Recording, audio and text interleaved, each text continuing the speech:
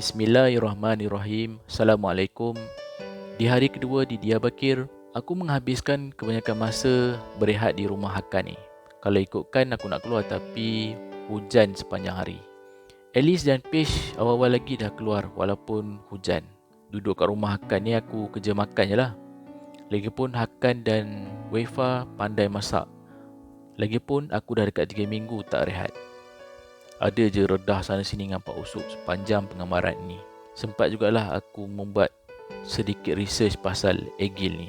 Aku dapat tahu pasal Egil berdasarkan booklet yang aku terima di tourist center semalam. Egil ni sebenarnya dikatakan tempat para Nabi.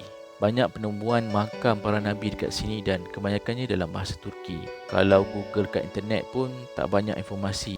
Esok aku plan untuk redah je lah pergi ke Egil. Dan semua informasi aku hanyalah berdasarkan buku Explore Diyarbakir ni yang mengatakan memang ada makam para Nabi. Dan sebelum sampai Diyarbakir ni aku tak pernah tahu pun pasal pekan ni. Dan mungkin semalam Allah memberikan aku petunjuk untuk ke sini. Esok pagi-pagi lagi aku dah bergerak ke Dak Kapi, kemudian ke Ilche Otogari, seterusnya ke Egil. Domus ke Egil ni bergerak agak lambat lah sebab kena tunggu penumpang penuh. Panjang perjalanan tu dapatlah aku tengok ladang-ladang zaitun dan juga walnut penduduk sekitar.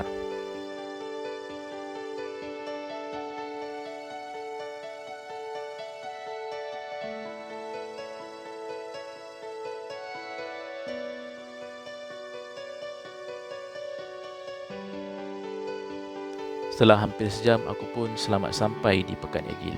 Pekan ni pun sebenarnya kecil je, tak ada apa. Keadaan cuaca pada waktu tu agak mendung dan hujan rintik-rintik. Kemudian aku tanya seorang pakcik tu, aku nak cari kereta untuk pergi ke Visit Hill ataupun Bukit Nabi Harun. Lepas tu pakcik tu cakap kawan dia boleh hantar aku pergi sana dengan bayaran 15 Turkish lira. Dan pakcik ni pun tumpangkan aku ke sana.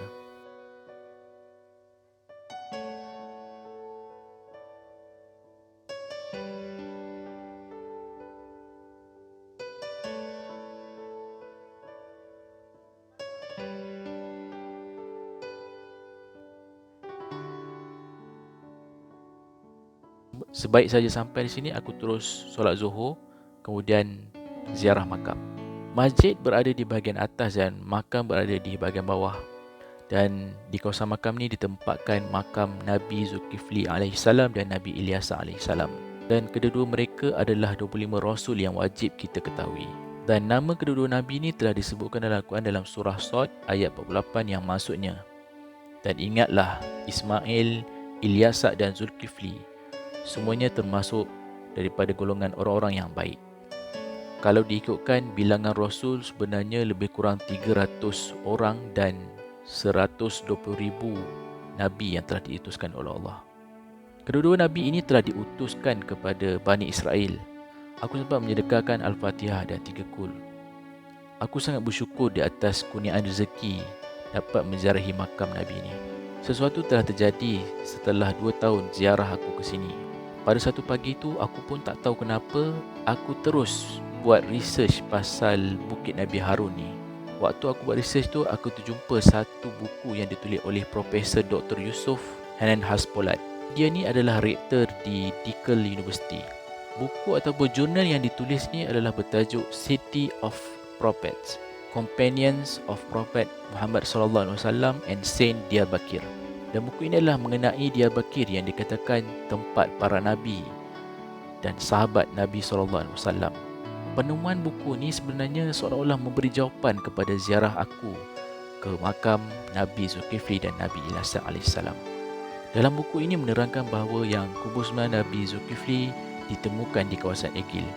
Sekitar bulan September 1995, satu jawatan kuasa khas telah ditubuhkan untuk memindahkan kubur yang lama ke tempat yang aku ziarah tu, iaitu di Bukit Nabi Harun. Ekspedisi ini diketuai oleh Mullah Omar, iaitu mufti di kawasan Egil ni. Ianya disertai oleh 4 orang tempatan yang beriman lah. Jadi mufti ni memang pilihlah orang yang baik-baik untuk menyertai ekspedisi ini. Dan ekspedisi ini telah dirahsiakan dari pengetahuan umum sebabnya tak nak jadi tumpuan orang ramai. Waktu nak pindahkan jasad Nabi Zulkifli AS ni, ada satu kejadian di mana yang bila dia orang tengah korek-korek tu, tiba-tiba terkeluar air panas pancut ke muka. Semua orang pun berterabur lari lah. Pucat lesi muka dia orang.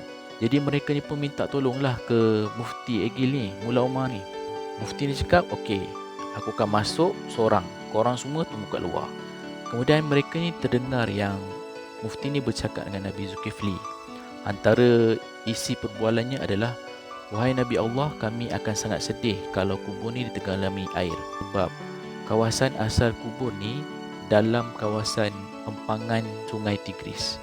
Kami dah sediakan satu tempat yang lebih baik dari tempat ni. Benarkanlah kami untuk memindahkan jasadmu yang mulia dan kami semua dapat menziarahimu setiap masa. Dan lepas tu Mufti pun baca sedikit ayat Quran dan kemudian 4 orang para pekerja tu pun masuk baliklah untuk meneruskan penggalian. Dan Alhamdulillah kali ini mereka berjaya tanpa sebarang halangan. Dan mereka yang berada dalam ekspedisi ini telah menyaksikan bahawa jasad Nabi Zulkifli tidak dimakan tanah, tidak reput. Jadi nampak macam baru meninggal beberapa hari. Maka benarlah janji Allah yang mengatakan bahawa jasad para Nabi dan Rasul ini tidak hancur di dalam bumi. Dan mereka juga cakap yang jasad ini tidak dipalingkan ke arah Kaabah, tetapi sebaliknya ke arah Masjidil Aqsa. Ialah sebab waktu tu kan kiblat utama umat Islam ke Masjidil Aqsa sebelum ditukarkan ke Masjidil Haram. Jadi kisah cerita yang sama pun berlaku pada jasad Nabi Ilyasak yang ditemukan di kawasan Igi tapi tempat yang berlainan lah. Kawasan asal kubur Nabi Ilyasak pun akan ditenggelami oleh air disebabkan pembinaan empangan Sungai Tigris. Pasukan kedua telah ditubuhkan untuk memindahkan jasad Nabi Ilyasak AS. Tarikh pemindahan jasad kedua Nabi ini dijalankan serentak pada bulan tu. Mereka juga berkata yang jasad Nabi Ilyasak AS juga dikatakan masih baru. Mayatnya tidak reput, nampak macam baru meninggal beberapa hari. Sedangkan Nabi Ilyasak AS ni telah meninggal lebih daripada 2000 tahun yang dulu. Subhanallah. Aku bila baca buku ni memang menangislah sebenarnya. Bersyukur kepada Allah sebab menggunakan rezeki kepada aku untuk ziarah kubur sebenar Nabi Zulkifli dan Nabi Ilyasak AS. Berdekatan dengan mengenai makam, ada 2 lagi makam yang ditempatkan dekat situ. Ini adalah makam Nabi Umar Pirikan dan Nabi Harun Pirikan. Mereka kedua-duanya dikatakan adalah komander kepada Nabi Sulaiman AS. Sebenarnya dekat kawasan ni ada banyak lagi makam para Nabi di kawasan Igil ni, tapi aku tak dapat nak pergi semua disebabkan kesudukan waktu. Dalam jurnal ni, dalam buku ni ada diterangkan dekat mana lokasi makam-makam para Nabi kat sini. Aku memang sangat gembira dapat menziarahi kompleks makam ni dan mendoakan semua agar digunakan rezeki yang sama untuk menziarahi makam ni.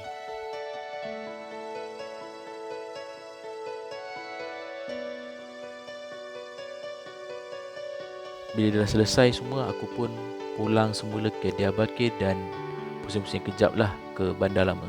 Dan ianya adalah untuk kali terakhir sebab petang ni aku kena bergerak ke Batman. Sempatlah aku ziarah sebentar ke Masjid Iskandar Pasar dan juga Gereja Asyirian Ortodoks Virgin Mary. Gereja-gereja Ortodoks ni memang lain lah seni bina dia dan memang cantik. Lepas tu aku pulang semula ke rumah Hakan untuk ambil beg dan mengucapkan selamat tinggal kepada Hakan dan juga isterinya Wefa atas hospitality mereka yang memang super lah. Rumah mereka ni aku boleh gelarkan lah home away from home. Perjalanan diteruskan dengan mengambil dolmus dari IC Autogar menuju ke Batman yang sejauh 100 km. Penuh jugalah van malam tu. Mahmud dari Couchsurfing adalah host aku di sana dan dia cakap kena berhenti dekat Batman AVM. Batman ni sebenarnya adalah pekan kecil yang majoritinya adalah daripada bangsa Kurdish. Dan nama Batman ni diambil sepena Sungai Batman. Dan di sini adalah salah satu lapangan minyak dan gas yang terbesar di Turki. Sampai-sampai je dekat flat dia ni, isteri dia terus menghidangkan makanan. Memang sedap makanan malam tu. Lepas tu bagi bubur Ashura pula. Alhamdulillah memang kenyang sangat aku malam tu. Mereka ni memang sangat peramah, macam-macam sembang. Dia juga berkongsi tentang kehidupan mereka sebagai kaum minoriti di Turki.